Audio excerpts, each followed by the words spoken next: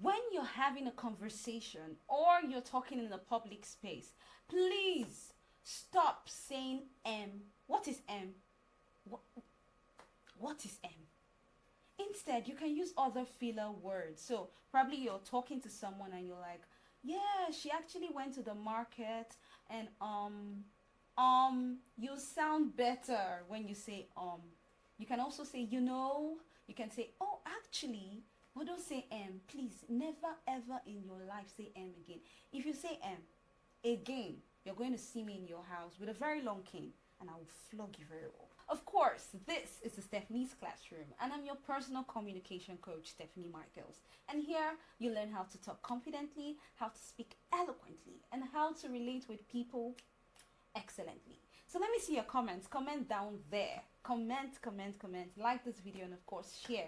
And let me know if you would change, because I don't want to hear you saying M.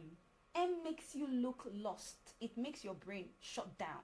So don't say it again, okay?